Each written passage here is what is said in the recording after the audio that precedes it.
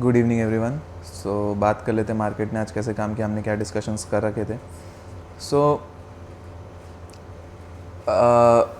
हमने बात की थी कि अगर 22,350 इसके ऊपर निकलते हैं, सॉरी 23,350 इसके ऊपर निकलते तो 23,500 तक के टारगेट्स हो सकते हैं।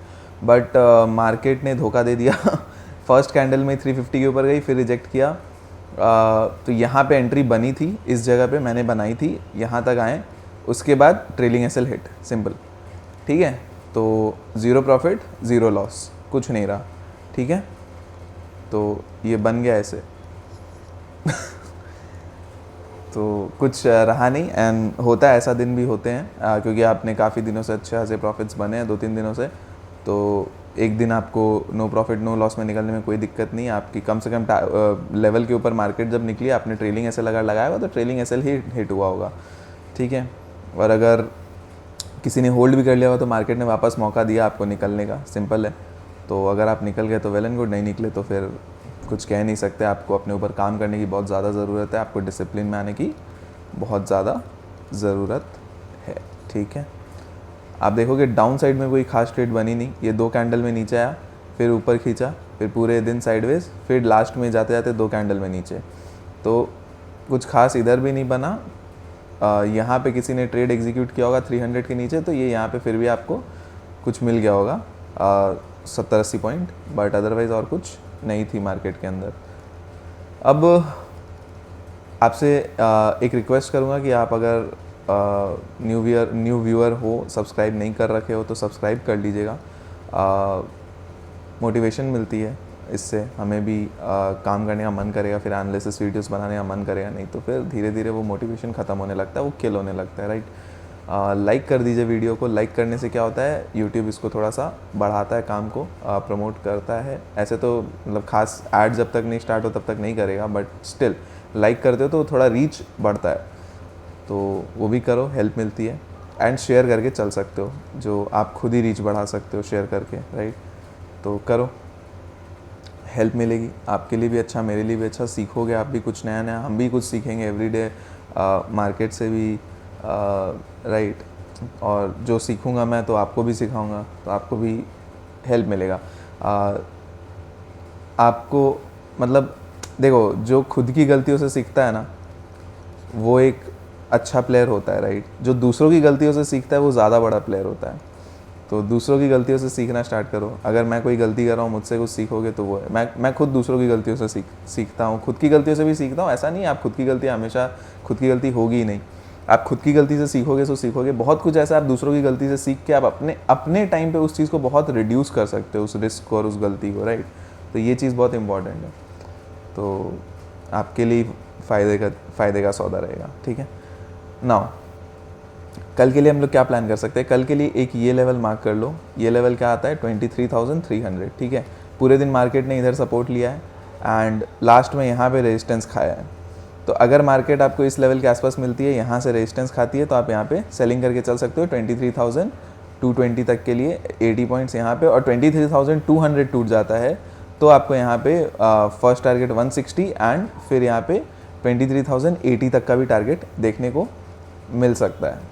ठीक है, अब 23,080 क्यों, 23,100 आपका इंपॉर्टेंट लेवल है, पहले ये बता दूं। ठीक है, बट मैंने 80 क्यों बोला, यहाँ पे ये सपोर्ट है 100 पे, कोई यहाँ पे कोई ऐसा सपोर्ट बन के नहीं दिख रहा आपको। ठीक है, दूसरी चीज़ 80 तक इसलिए क्योंकि 100 आपका मेजर सपोर्ट है, तो भी बहुत बार क्या होता है, फ्लो में आपको मार्केट पॉइंट्स दे देते हैं। आपका प्राइमरी टारगेट 100 ही रहना चाहिए, 100-120 के आसपास ही रहना चाहिए। ये देखो 120 पे भी ये सपोर्ट है ना, तो 100-120 इधर रहना चाहिए, बट 80 तक भी खिंच सकता है। तो ये 40 पॉइंट का जोन है, इसमें कहीं पे भी आके सपोर्ट लेके जा सकता है मार्केट। ठीक है, तो ये आपके मैक्सिमम टारगेट्स यहाँ तक है, इस जोन में। ये आपका मिनिमम 120 तक का टारगेट बैठ जाएगा एंड ये मैक्सिमम टारगेट 80 तक का। ठीक है, ये चीज़ है, आपको गेम खेलना पड़ेगा। 40-40 पॉइंट में भी मार्केट में इधर उधर गेम हो जाते हैं।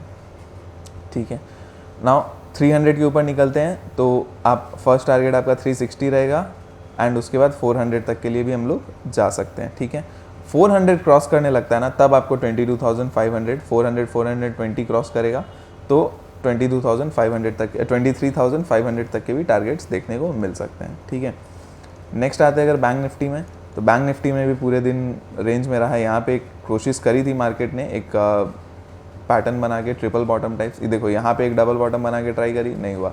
फिर नीचे आके ट्रिपल बॉटम में यहाँ पे ब्रेकआउट दे के ट्राई करी, बट नहीं हो रहा था। निफ्टी में भी वीकनेस आई, सब जगह वीकनेस आना स्टार्ट हुई। यहाँ पे कंसोलिडेशन किया। देखो अगर ये डबल बॉटम ट्रिपल बॉटम बन के भागना होता ना, ये ऑलरेडी बहुत तेज़ निकल 50,100 क्रॉस करके हाइस को लगा देता। बट जब यहाँ पे आपके कंसोलिडेशन आपको दिख रहा है, आपको यहाँ पे ये रेड कैंडल बनाता भी नहीं। अगर इसको भागना होता तो ये इधर से नीचे आके ये सेकेंड, देखो आपका ये गया नीचे आया, नेकलाइन पे रीटेस्ट किया, राइट। एंड उसके बाद जब ग्रीन कैंडल्स बने तो इसके ऊपर निकलते रहता सीधे, रेड कैंडल बनती भी नहीं। आपका जैसे यहाँ पे नेक्स्ट रेड कैंडल बना, मतलब यहाँ पे कंसोलिडेशन में घुसा और उसके बाद फॉल आया, ठीक है। कंसोलिडेशन में घुसना ही मतलब वो डब्ल्यू पैटर्न फेल हो गया है, ये चीज़ भी आप ध्यान रख सकते हो। अब वो कंसोलिडेशन में घुस गया तो आप वहाँ पे एग्जिट कर जाओ, फिर उस कंसोलिडेशन का ब्रेकआउट आए ना तो वो डब्ल्यू पैटर्न फिर एक्टिवेट हो सकता है। तो ये चीज़ें हैं, ये आपको समझना पड़ेगा, ठीक है। तो ये था।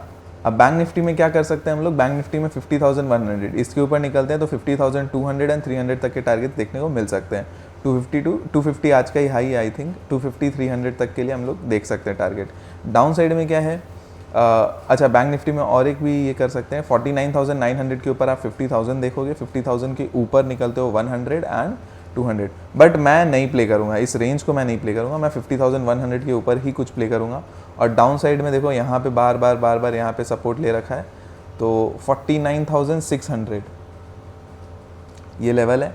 49,600 ये लेवल टूटेगा तो 49,500, और ये टूटा तो हम लोग 49,000 आपका 49,300 एंड 200, 49,500 भी टूट गया तो 49,300 एंड 200 देख सकते हैं, ठीक है। नेक्स्ट आते हैं अगर फिन निफ्टी में, तो फिन निफ्टी भी काफ़ी ऐसी रेंज बाउंड सी रही। तो फिन निफ्टी में भी यही लेवल है आपका 22,100, इसके नीचे हम लोग सस्टेन करने लगते हैं तो फर्स्ट टारगेट आपका रह जाएगा 22,000 का, और उसके नीचे आपको 21,900 भी देखने को मिल सकता है।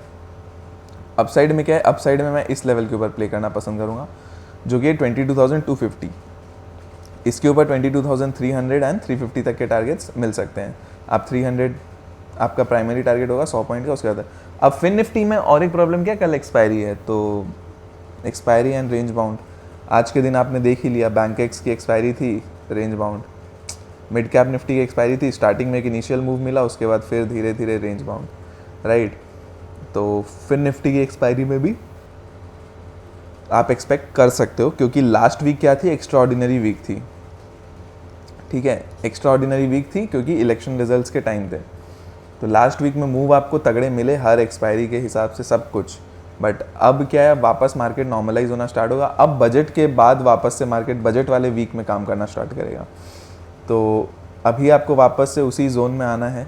अगर कल के दिन फिन निफ्टी हम लोग को बता देगी कि करना क्या चाहती है मार्केट अगेन, तो फिन निफ्टी में भी अगर रेंज बाउंड रहा तो आप समझ लेना वही एक्सपायरी वाले इंस्ट्रूमेंट से दूर रहो। जिस दिन एक्सपायरी उस दिन एक्सपायरी वाले इंस्ट्रूमेंट से दूर रहो, मूव नहीं मिलना, ठीक है। तो वो चीज़ है। तो फिन निफ्टी के भी लेवल्स बता ही दिए हैं, तो कल काफ़ी कुछ समझ में आएगा फिन निफ्टी के एक्सपायरी के बाद कि मार्केट वापस से अपने पुराने चाल ढाल में आ रही है कि नहीं, ठीक है। तो चलिए आज के लिए इतना ही है, बाकी हम लोग कल डिस्कस कर लेंगे। पसंद आया तो आप चैनल को प्लीज़ सब्सक्राइब कर दो, प्लीज़, मतलब इट्स अ रिक्वेस्ट, लाइक कर दिया करो, ये भी एक रिक्वेस्ट है, एंड शेयर कर दिया करो, ये भी एक रिक्वेस्ट है, ठीक है। चलिए bye bye, thank you so much, बाकी डिस्कशन कल कर लेंगे।